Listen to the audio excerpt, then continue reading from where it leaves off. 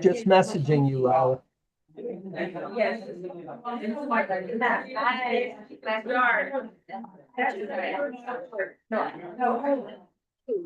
wanted you guys to know. I want to show you something. I want you over there. Oh, yeah. I very much. And the first time I go to the back Friday and everything was fine. I said, no, before I. We're teaching next time. So I'm worried. I should write.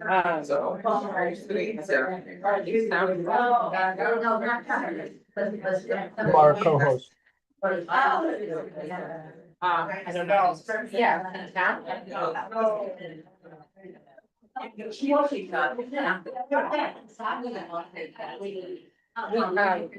Yeah, I'll make it right after that. She was sitting on her couch. Hi, everybody. How you doing? Solid bunch.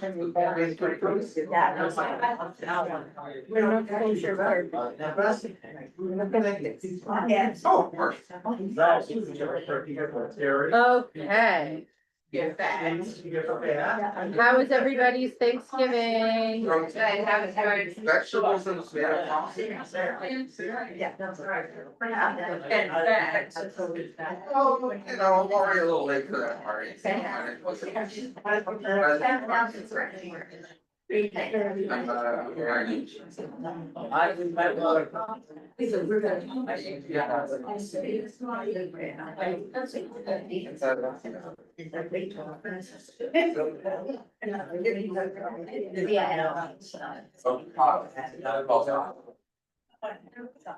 right, everybody, come on in.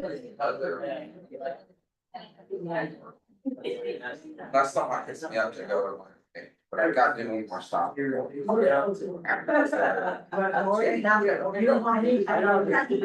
it's gonna be pretty hot. I gotta get ready, right? Okay. I'm not.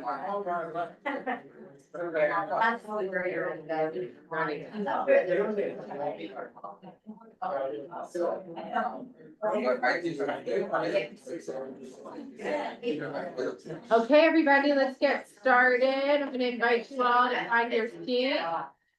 Hello, friends. Hello. Okay, let's all get our seats. Does everyone, who here needs a printout?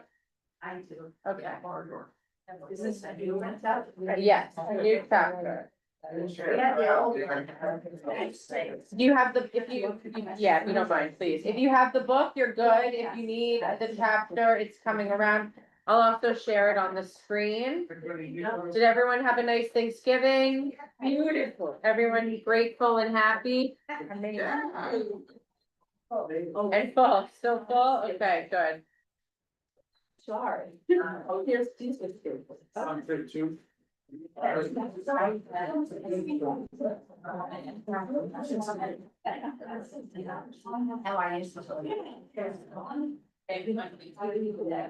Okay, we're gonna, okay, my friends, let's all like take a deep breath, release it. You're here now. Nothing else. The outside world is quieted for us. We're going to allow ourselves to be here and present.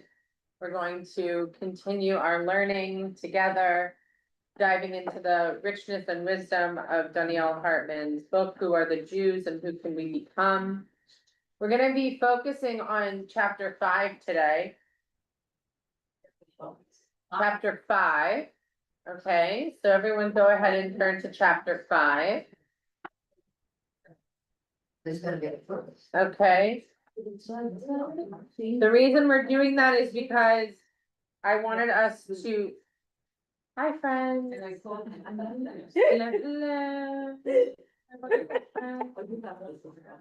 Okay. All right, we are on chapter 5. Chapter 5 focuses on Maimonides. We've taken a journey up until this point. We have studied Genesis Judaism, the Genesis covenant, we've studied the Exodus covenant. We understand the relationship between the two, what the Torah has brought us up into this moment of Sinai and even beyond. What it means to transition from that space of Genesis covenant, which is I am, just being, versus I am doing. And what does it mean to be actively doing and engaged with our Judaism and following a sense of moral and ethical laws and behaviors and actions, behavior. Donniel in chapter 5 talks about his personal evolution and connection to Judaism through the lens of Moses Maimonides, the Rambam. The Rambam is this phenomenal, interesting, fascinating character in Jewish history. And I wanted us to focus on him a little bit today.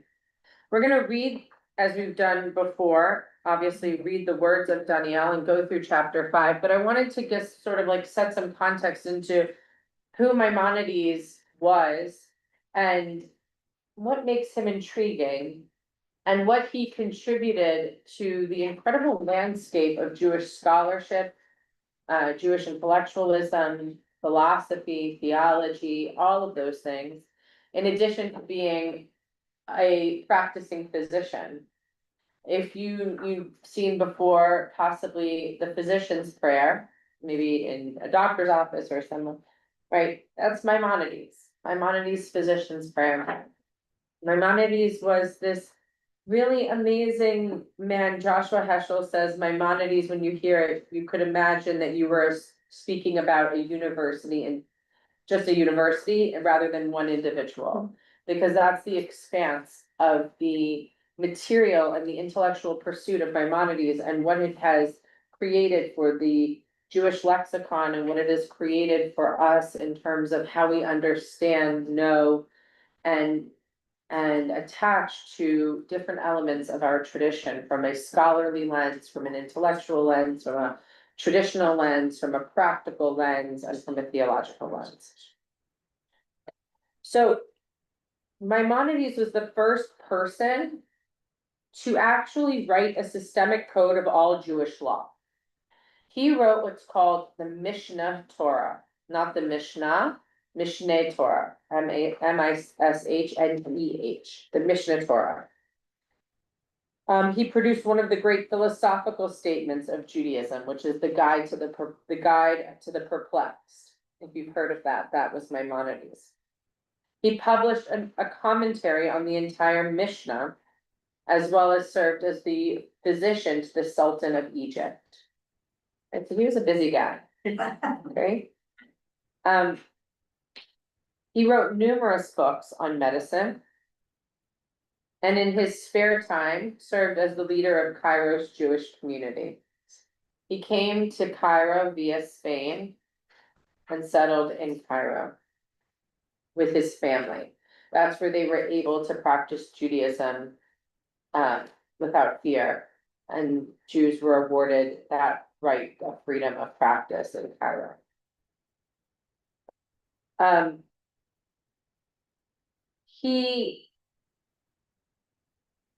His core belief is that to be Jewish is to have a knowledge and an understanding, a knowing and awareness of the divine.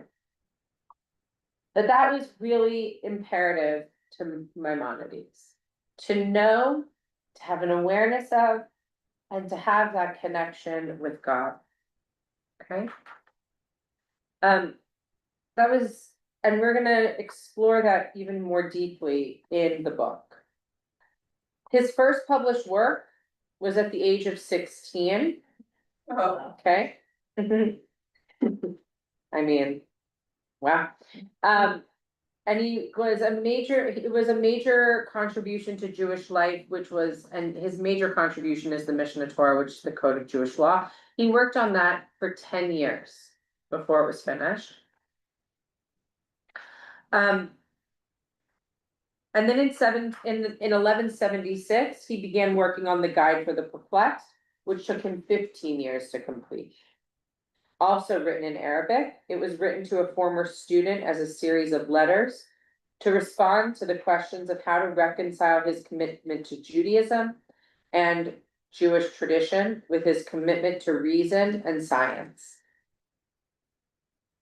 Right, so if we think about his mindset and what he was, who he was, right, his, as a medical professional, as a doctor, as well as a philosopher, a theologian, right, this guide to the perplexed is really his way of, it's what's beautiful about it, it's his way of answering that question in a really authentic and personal way, and exploring that evolution for himself, as well as explaining it to a person who was truly seeking to know and understand. Yeah, that's it. How did Maimonides, having been way earlier than the Enlightenment, maybe affect that, given he was also reconciling science with religion? Say it again? How did Maimonides maybe affect the Enlightenment, even though he was far ahead, or had been far before, because he was both believing in science and religion, he was reconciling the two. Yeah, and he's also influenced Aristotelian thinking, like he's, like, there's a lot of influences that are gonna influence the thinkers that then eventually become the thinkers of the Enlightenment period, right? I mean, his works would have been, and his concepts and his beliefs and his perspectives would have definitely been present and part of the discussions and the understanding of what it means to have faith and reason, logic and science, right? Like it's fascinating. Okay. So according to this source, philosophically, Maimonides was a religious rationalist. Okay. He had a struggle with people who held ideas that he regarded as primitive. For example, those who understood literally such biblical expressions as the finger of God, right? For him, that was infuriating, right? That how can you ascribe those, like, that's just for him, that is just a way to describe beautifully and creatively the God, but that the finger of God does not mean that God has a finger, right? Like that, so those are like what he wrestled with, that's his commentary. One of the more, like, so that's what I want you to keep in your mind as we dive into Maimonides and his incredible impact on the thinking of Donniel and of this discussion of Judaism and Genesis Judaism into Exodus Judaism and the notion of boundary, tradition, faith, and theology. Okay? Good? I'm sorry? Yeah, it could be a homework course. It could be a whole month course. You know, it's interesting, I was just reading here, in relationship to what Spencer brought up. Maimonides is one of the few Jewish thinkers whose teaching also influenced the non-Jewish world. Much of his philosophical writings in the Guide to the Perplexed were about God and other theological issues of general, non-exclusively Jewish interest. Thomas Aquinas refers to his writings to Rabbi Moses, which is of Maimonides, right? Which shows familiarity with the Guide. So this is someone who is, you know, transcends just the localized group, right? It has far reach beyond, and influence far beyond. Sorry. Also, Sir Isaac Newton used his numbers as far as when the sun rose and all those numbers. He actually used Maimonides, and he also had a lot of his books. Yeah, So aside from being a scientist or a physicist, he also studied Maimonides as well. yeah. Beautiful. Okay, let's go to chapter 5. I'm gonna share this here.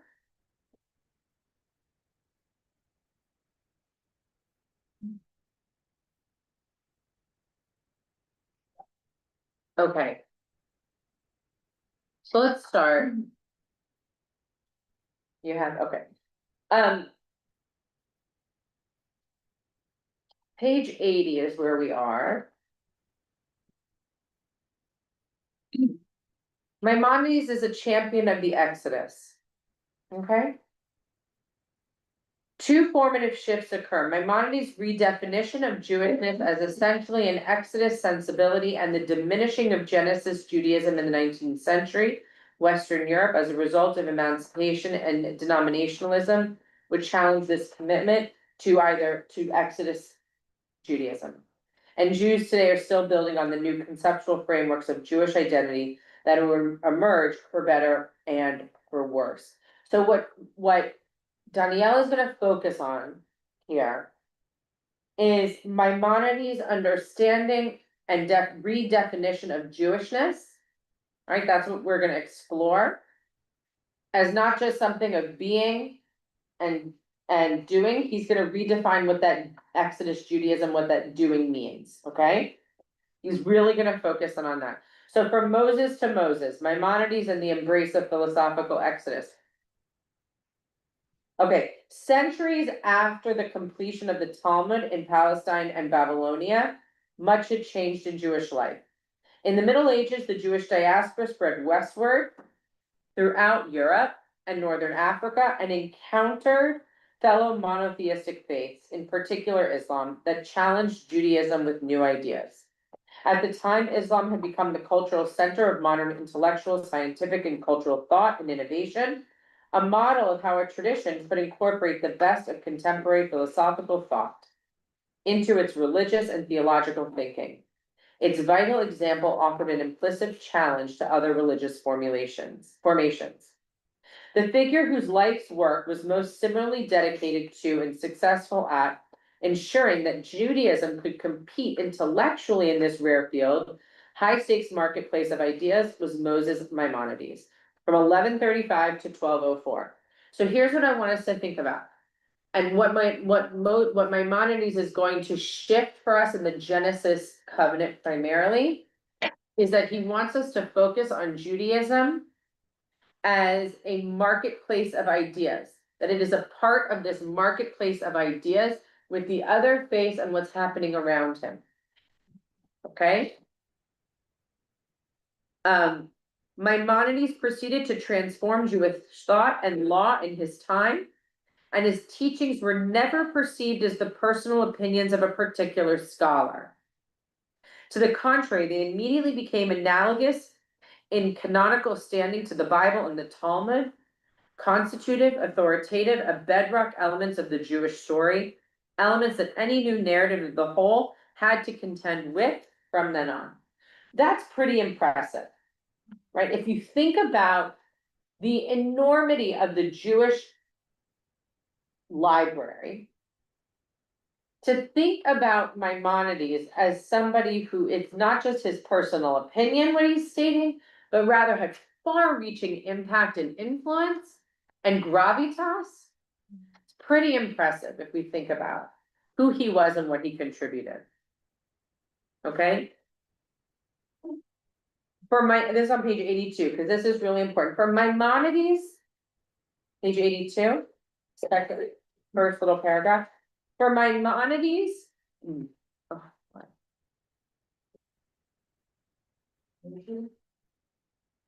on. There we go. For Maimonides, to worship God out of love is to be motivated by a commitment to one's humanity and striving to follow the dictates of decency.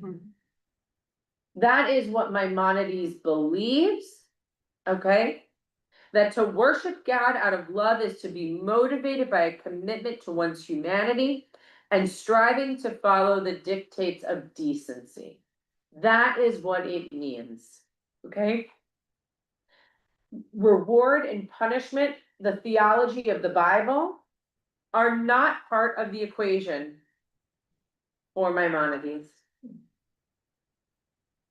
For Donniel, when he hears this teaching of Maimonides, he says, quote, now that's a Judaism I can be committed to. Okay? in the quote here. With humankind, that which should restrain them is their inner control of self. When a person achieves human perfection, their inner control of self, restrains them from doing those things which are called vices and which undermine their perfection. It urges and impels one toward those things which are called virtues and which bring one to full perfection. Let's focus on that for a second, because right now what we're doing is we're creating we are honing in and focusing in on what Maimonides is arguing is part of this core piece of what it means to be Jewish. That for Maimonides, it is our own ability, our self-control, our ability, right, to strive for decency.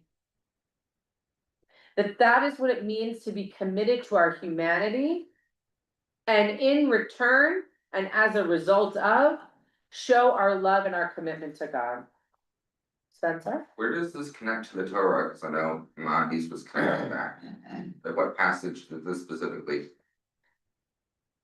Well, he's looking at Psalms. He quotes Psalms here. But I don't know if it's about necessarily about connecting back. What he's saying though is that what it means to be a in relationship, in awe, connected to God is how we demonstrate and show that is not just about if I do this, I receive reward and punishment, that to him is that primitive level of understanding of the text, that it goes deeper beyond that, to excavate what that actually is saying to us, that it's not just if I do this, I will be blessed, if I don't do this, I will be cursed, that's the pshat reading of the text. That what the deeper reading of the text is to say, that if I engage in the world from the position of I am committed to my humanity by living a life of decency and by showing my love for God, that those are all the elements wrapped up together that demonstrate for me I am living a Jewish life. Does that make sense? Right, so that's what for Maimonides, that's this core piece of it. But God is inherently a part of every aspect of that. Okay? All right. The highest level of, sorry, Alan. Yeah, in living a Jewish life, having, the meaning of decency, can that be individualized? Can that be different for each of us?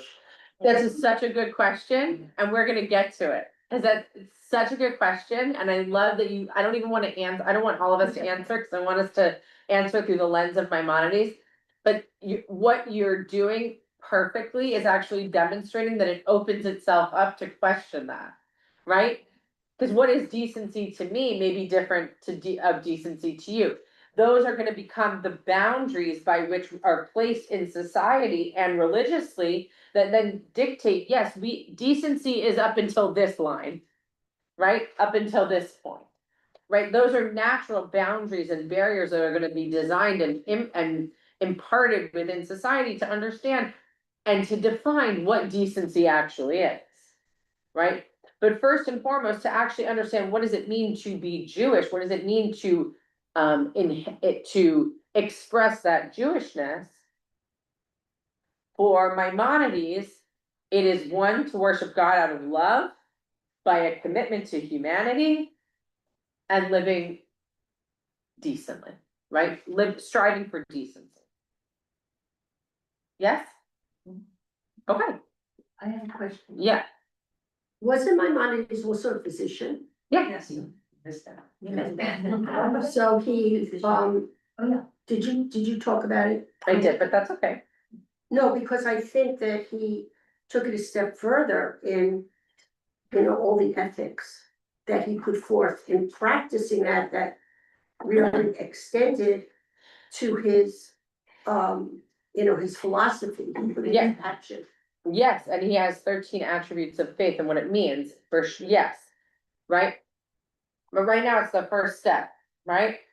The highest level of of God is achieved when one is compelled by an inner motivation to live a virtuous life. So if you just read that one sentence, we can demonstrate the difference between the covenants that we've already studied before. Because the Genesis covenant, how does that line up with the Genesis covenant? Doesn't, right, to an extent, doesn't. Well, and right, and it wasn't, the highest level of loving God was that you were born into it. You were. Okay. Right? You walked. Lechi lach. You walked. Lech lecha. You did it. Right? This is different.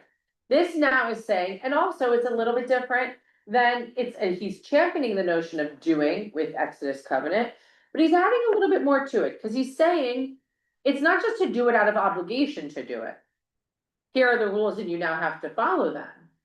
Not saying, he's saying something deeper than that. He's saying what's also significant, a significant piece of this is an inner desire to want to do the things that are virtuous. It's not just, oh, I have to do them because I have to do that. But the true way of showing and demonstrating that connection, that relationship, that partnership, that love of God is by having an inner desire, and that's an inner desire that I can control myself. Yeah. The covenant. Or not. Yes, 100%. We can think of it as kavanah. The kavanah is the intentionality, right? You live with intention, right? The way maybe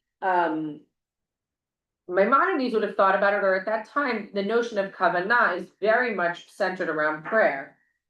That for these prayers, right, you have to have the right kavanah to recite them, so that, right? But for our purposes, it's a beautiful word to think about when we are focused on what does it mean to be driven by an inner motivation to live a virtuous life. Sure, that means we have the utmost of kavanah and intentionality in all that we are doing in order to actually do the thing that we're hoping to achieve, right? That's beautiful. Good. Okay. So for Maimonides, as it says here on page 82, the commandments are a map of his life, not a series of dictates to follow in blind obedience, right? Because it's about that inner motivation. It's not just about, here are the rules, I have to follow them and I need to do all of them today so I can check them off my list. By having zero awareness about what's happening around me. You could absolutely read the commandments that way. I'm gonna go heads down, I'm gonna focus in and check off the boxes to follow these rules and obligations, and if I do them, I'm doing it. Right? That's the covenant. Maimonides is saying something different. No, it doesn't remove yourself, your inner drive, your inner motivation. That it absolutely is a part of it in order for it to be part of this journey. So for Maimonides, the ultimate religious life is not one in search of God's favor and reward, but rather a journey to fulfill the human mission of living a life of virtue. This is one of my favorite lines in the book. Okay? That for Maimonides, the ultimate religious life is not one in search of God's favor and reward, but rather to fulfill the human mission of living a life of virtue. Well, he had a very tough life. Oh, yeah. Like, okay, so the Almohads were Yeah. the Moroccans, right? He left Cordoba with his family. His dad, Yeah. his mom died when he was a little boy. His dad remarried. He had a brother. The brother drowned at sea. You know, he worked for the Sultan because the brother could no longer support him. You know, people were coming all days and he had no time to himself, right? Right. So he would go treat the Sultan and then, or his family come home, and then people were in his courtyard, you know, he was lucky if he even got like 3 hours or 5 hours of sleep. And they did this every day, and he didn't have an easy life, so if he found those rewards, he clearly understood that the promise of, if you listen to God and you obey God, you're gonna have long life, clearly did not happen to him. Right, that was not his own experience. So, right, cause his mom died, his brother died, you know what I mean? So those are clearly his motivation had to be beyond, you're gonna have a long life. And like you said, virtue, it was to be virtuous in what he did. Right. Absolutely. It comes from a person, it's more than just. I mean, look, there's a lot of people in my mind these days that had the same, similar circumstances, right? Like, think about the Jewish world at that time, Right, right? Exile, persecution, not able to practice freedom, right, I only know what religion. he wrote though, like. No, I He know. wrote those letters. I understand, Right. I'm agreeing with you, I'm just saying that it's not just even about long life. The idea from a biblical lens, that the only, the understanding of what it means to have that theological relationship with God. Theology that was based off of biblical theology until you had philosophers like Maimonides coming to say, well, it's not really just about that, not just about reward and punishment, it's not just about. Do these things and you will be blessed, don't do these things and you won't be cursed, it's. For him, that was the pshat level of the text. I think the beauty of Maimonides was living beyond the pshat. In all aspects of his understanding of what it means to be and live Jewishly. Right, so the idea that, yes, we have these, it is important to have these understandings of what it means to live Jewishly. Through the commandments, the mitzvot, the laws, ethics. But it's not enough just to do them for Maimonides. Right, so that's the distinction. The Exodus covenant says, do these things. You do them, that's what it means to be Jewish. For Maimonides goes a little bit further, it's not just to do them. It's to have that inner motivation and that desire to live and to seek a life of decency and virtue, and that's what it means to be human. As a result, that's what it means to love God. Right, it's like a beautiful, like, full circle moment. So is this like the basis of why bad things happen to good people? Because there is no reward, there is no virtue is not its own, virtue is its own reward. Essentially, that you are never rewarded for doing good things, you just feel better doing good things. And if you don't do good things, maybe you'll feel bad, maybe you won't, but this is why you do good things. Yeah, I mean, I also think, and look, it can be, when, Kushner wrote that book, right, like. The influence by the time, all of the different writings and people that he was influenced by virtue of when he lived. To write when good things happen, when bad things happen to good people. For sure, he's influenced by Maimonides, by Heschel, but by the entire library of Jewish philosophical thought, right? And so, of course, like, you can, cause if you just say that our whole notion is based on the premise of reward and punishment, well then, yeah, bad things happen to people who do bad things. Good things happen to people who do good things, and good things means you follow the rules, you follow the laws, you follow the commandments, right? As we evolved as a people, and as I think as Maimonides and the sages are forced to evolve in their thinking, because the world around them is shifting and changing. And like it says, they're influenced by other faiths and traditions and thought and ideas around them. They're saying, wait a second, Judaism offers that too. We're not just this primitive notion of you do good, you get good, you do bad, bad things happen, right? That it's deeper than that. That there's more to it than that. That life is more complex than that.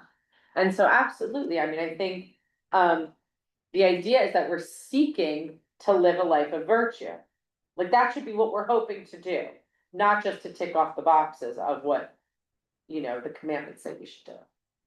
Because it should all be intertwined, right? Like, what Judaism is asking of us is not to do horrible things, and we have to fight against that in order to be good and be virtuous. But that our intent, our motivation should be to live a life of virtue and goodness, as opposed to just ticking off the boxes of the things that we're supposed to do only. Does that make sense? So, sorry, question. So to live as a Jew means to live a moral life, according to Maimonides. And to do that, the action part is what he defines. And then that's the 13 virtues. Eventually, he's gonna get to that, yes. Okay, let's look at what he does here. The great reframing, truth before tradition, you see it, page 83? No? Okay.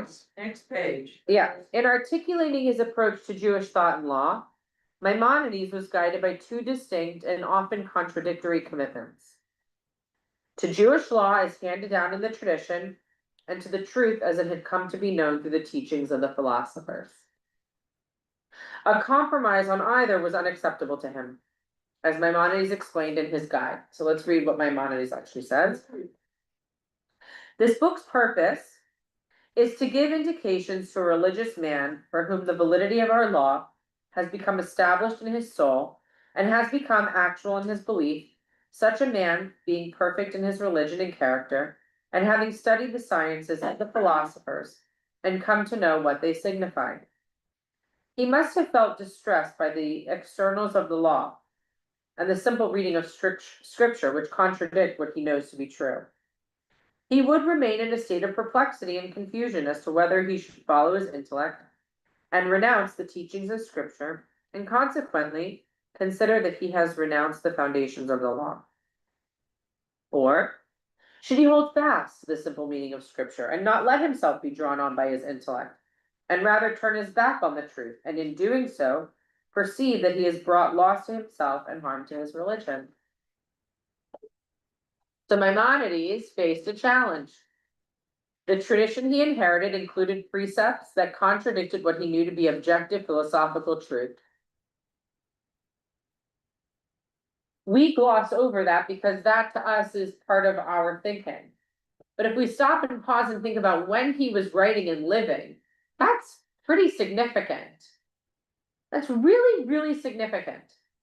That Maimonides notices and feels this contradiction, but then acts upon it and says, we've got to work on this challenge. There's a contradiction that's present here between what is written here and truth. Philosophical truth. And we've got to work that out. It's not enough just to say, no, when I'm reading Torah, I'm going to just read it as Torah. When I live my life, I'm going to live my life and know what's true is true. And I'll just live knowing that these two worlds are separate, but they both hold special place in my heart. For him, that's not good enough, right? He's got to look, he wants to explore this further. The attribution of physical and emotional attributes to God, the Bible's apparent indifference to the pursuit of knowledge and the contemplative life, and the focus on purely physical rewards for righteousness for Maimonides, Aristotle had the better of Judaism on all these topics. The dilemma of the Jewish religious philosopher was what to give up, tradition or truth. Tradition or truth. For Maimonides, a Judaism out of sync. Oh, my friend's online. So sorry. Okay. The dilemma of the for Maimonides, a Judaism out of sync with the truth was an inferior religion. A Judaism out of sync with the truth is an inferior Judaism. And a commitment to truth without Judaism would disconnect him from his religious identity. That's his struggle that he's faced with.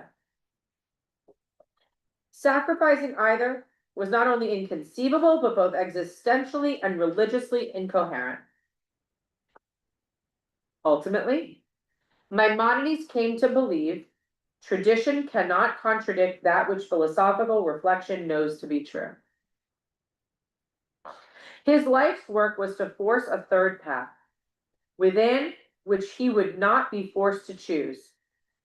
To achieve this, he embarked on a massive and comprehensive reframing of the simple or surface meanings of both biblical scripture and rabbinic statements, offering definitive, reinterpretive resolutions to all apparent conflicts. This commitment to aligning tradition and truth would lead him to redefine the respective significance of Genesis and Exodus Judaism.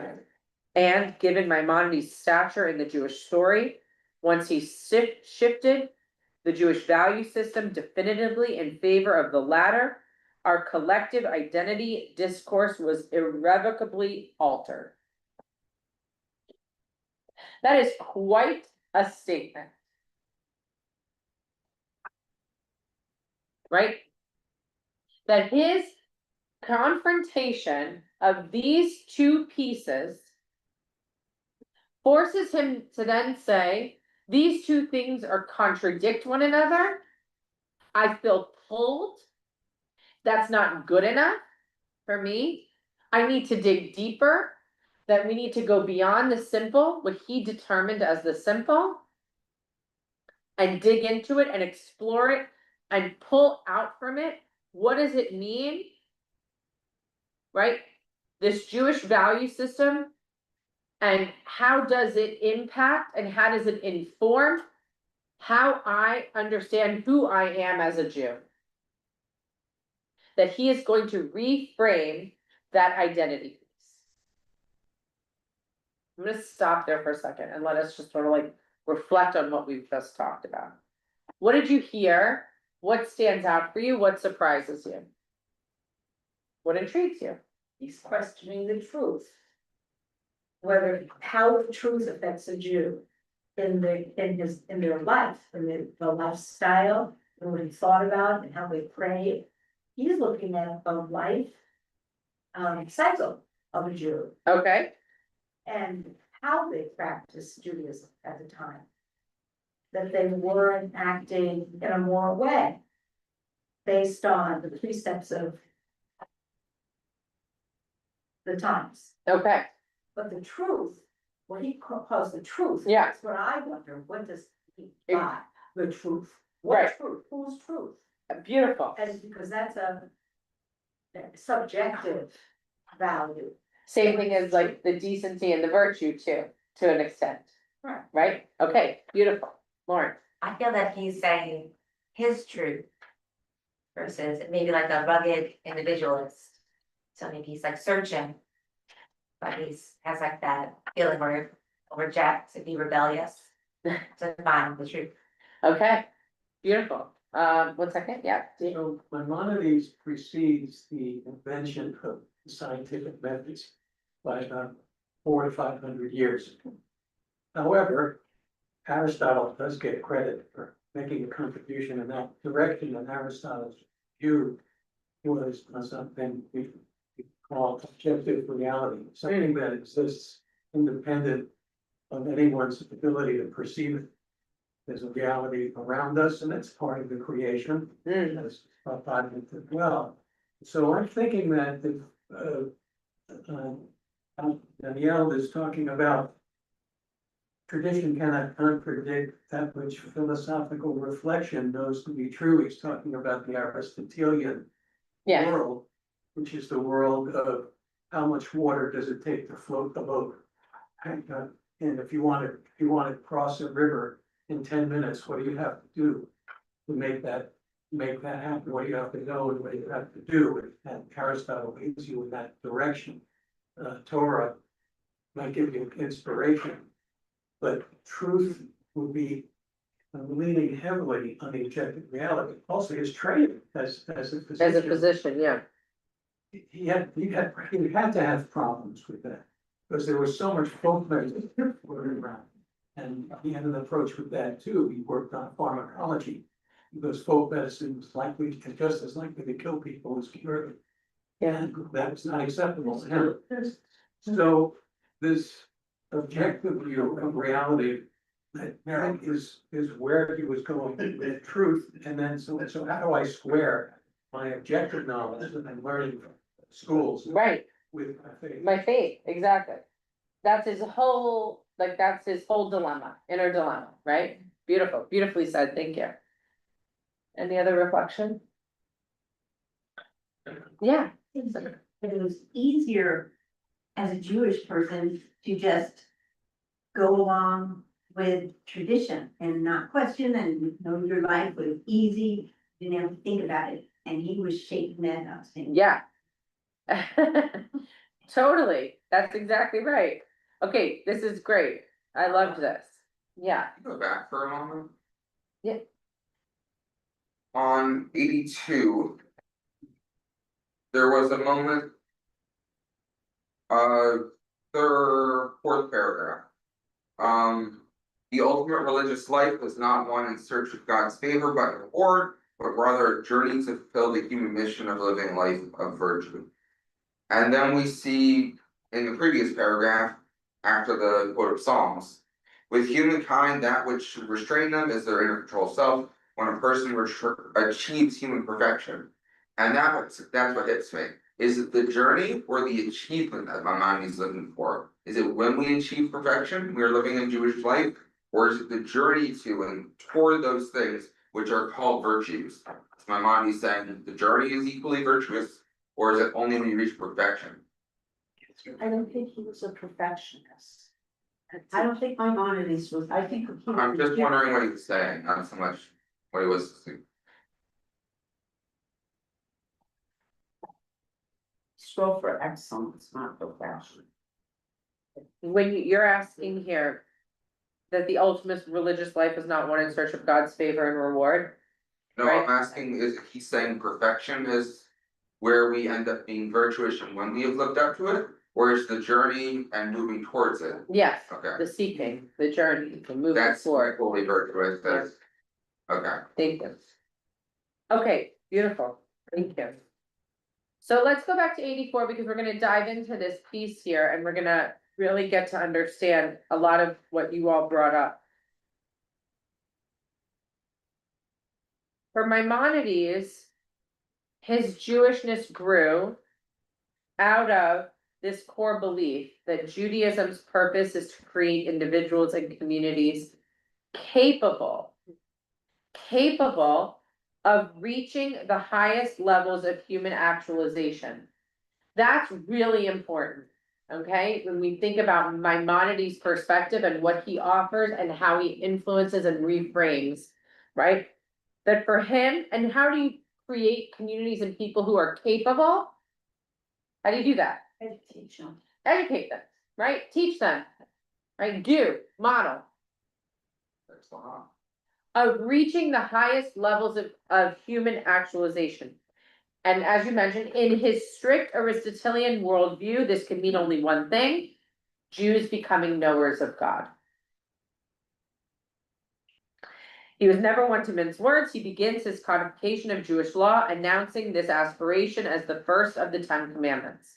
It says from Exodus 20, the basic principle of all basic principles and the pillar of all sciences is to realize that there is a first being who brought every existing thing into being.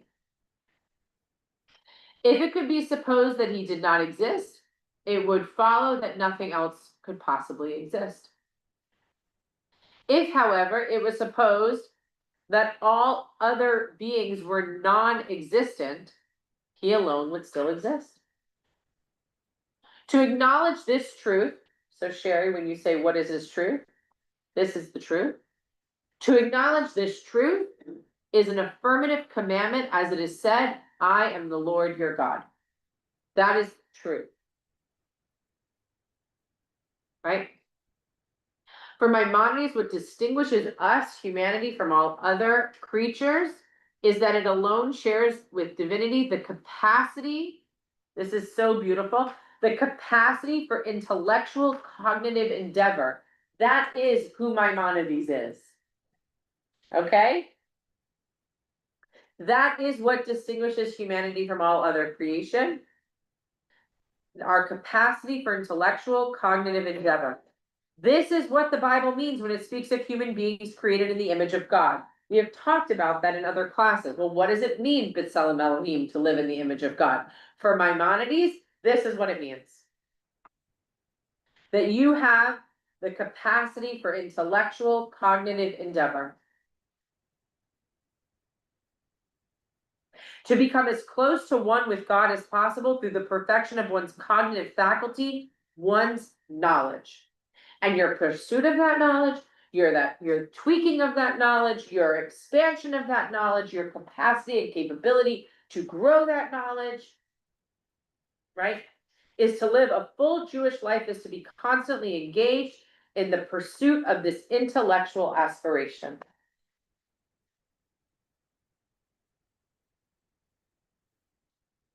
So he's not just talking theoretical, living out and a life of intention. I believe in God. I believe in this being who created everything. He's saying, take this thought and live that thought and bring it into our lifestyle and our life experience. Yes, because Everything. that's how we will truly know and understand and be able to be intellectually engaged in the pursuit. That it's part of it, not separate of it. Right? Which this makes sense, that for him, he found little value in Genesis Judaism. Because what is Genesis Judaism? I just am, because I was born into it. And I'm being, that's what it means. For him, that's like so primitive he can't even stand himself, right? Right? Okay? That idling in Genesis' being Jewish sensibility was tantamount to failing in both one's Jewish and human purpose. Together. Remember, he doesn't just say one or the other because they're linked. Demanding no aspiration, Genesis offered no meaningful connection or contribution to Judaism.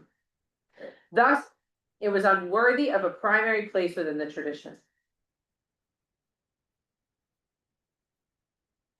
What he will do with the story, when we get, I want to get to here, Abraham, 86, page 86, because this is a perfect segue to this. When he thinks about Judaism or Genesis Judaism and how for him that is like, he had to reframe it. It wasn't, it's not good enough for him that Abraham just said, yes, I will go. When God says, I will show you. That notion of Genesis Judaism of just being, because you went, like, it's too much for him, right? Like that's just, he had to reframe it. He had to reframe the entire Abrahamic story. Okay? That wasn't gonna work for him. Maimonides takes Abraham and transforms Abraham from the person who just said, yes, I will walk and I will be,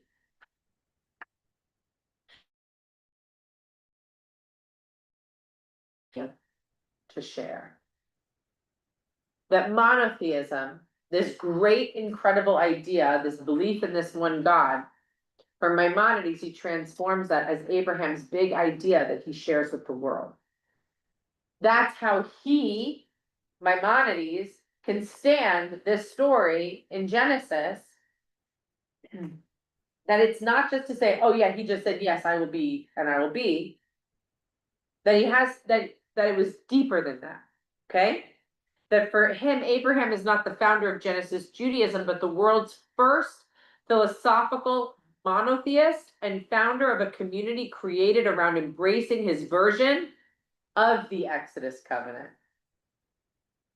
Okay? Saying, he arose and declared in a great voice to the whole world that he is an Abraham, and extolled them that there is only one God for the whole world, and to God alone is it worthy to worship. And he would walk and call and gather the people from city to city, from kingdom to kingdom, until he entered the land of Canaan. As it is said, and he called there in the name of God, the God of the world. And as the peoples would gather around him and ask him regarding his words, he would teach, and every one of them in accordance with their intellectual capacity, until he brought each to the path of truth. Do we hear the difference? Until they're gathered around him were thousands and tens of thousands, and these were the ones who are called the people of the house of Abraham. That the people of Abraham, the people who we eventually become or who we are, it wasn't just because we were born into it. It wasn't just because we gathered around Abraham and Sarah and followed them blindly to a place that God was showing them. No, what it was that Abraham is this incredible thinker who perceived this notion of this way of being in the world with a connection to this one and only God that we would worship and be in relationship with. And he was able to share and teach and educate and raise the intellectual capacity and capability of the people around them, and the ones who were able to rise to that occasion, those were the people that became the house of Abraham. And then taught it to their children, and then to you. He implanted in their heart this great idea. And he composed books. And he taught this to Isaac, and Isaac in turn sat and taught and brought people to this idea. And then Isaac taught it to his son Jacob and appointed him to teach, and he sat and he taught and brought this idea to those who accompanied him. And Jacob taught his sons, all of them, and separated Levi into the head of the yeshiva to teach the way of God and to keep the commandments of Abraham. And he commanded to his children that they should not stop appointing somebody from the house of Levi, one appointment after another, so that the teachings will not be forgotten. He created what? Schools with teachers and designated people amongst the tribe to be the educators, to make sure that this great idea would not last just one generation. L'dor v'dor, that you will also teach your children diligently, as it says in the Torah. And then there came to be in the world a people who know God.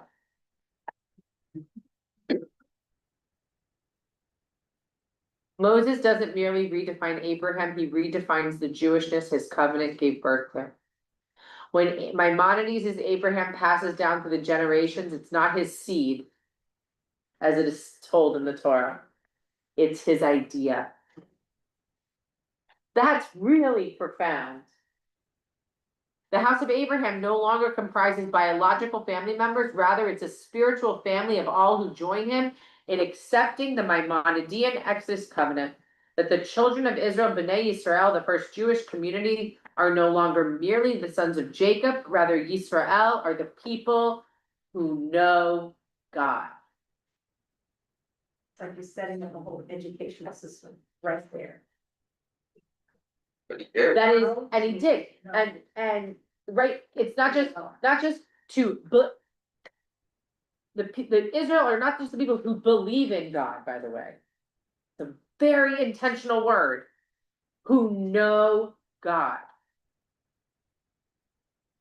That knowing, that awareness comes from this idea that is taught, that is nurtured, that is sustained, that is passed down, that is nurtured and sustained and passed down and nurtured and sustained. It is not inherited only. That it's an idea. An idea. Have you guys ever read the book, What Do You Do With an Idea? Oh, it's a children's book. And it's called What Do You Do With an Idea? It's amazing. Okay, what do you do with a problem? What do you do with an idea? Okay, what do you do with an idea? I'm not gonna tell you the story. You're gonna go out and you're gonna read it. Or I'll bring the book next week. Right? The idea though is that this idea, it comes into being, but the child is a little bit nervous about it. What is this idea? People sort of talk about it. He doesn't want it to be his idea. He's a little bit shy. It's a big burden to have this idea. What do you do with it? And eventually what do you do? He hides from it. He pretends it doesn't exist. But then he learns that his idea is his. And he starts to play with it. And he starts to hold on to it. And it starts to grow. And it becomes this incredible living, breathing piece of himself into the world. But it's something that has to be nurtured and loved and cared for and taken, right? That's what they're arguing in this section here. That to know and to love God, to know and understand God, to be inheritors of this tradition is something that is not just given or assumed, but it's something that is nourished and sustained and learned. It is wrestled with and cultivated and nurtured and passed down to then be nurtured and cultivated and loved and expanded amongst those who are willing and capable and ready to intellectually spar with it. And it's all on the level of the intellect. that affects the emotion. that Right. Affects the life. Which is interesting also because in terms of like from a biblical perspective, heart and intellect are the same. They're the same in the Torah. B'nai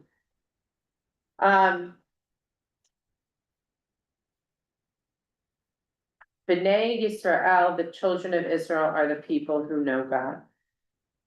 I want you to sit with that from this week to next week.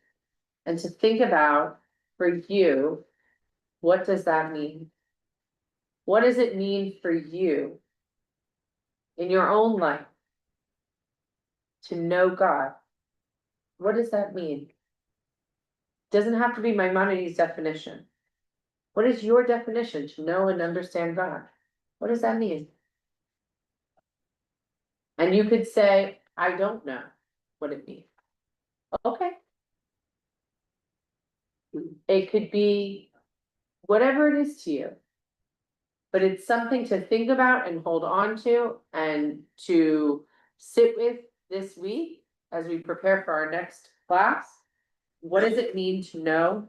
What does it mean to be part of this B'nai Yisrael, this people who know God? What does that look like and feel like? And how does that sit with you? And what does that sense of awareness mean in your own life? Thank you all. Thank you. Can I go forward?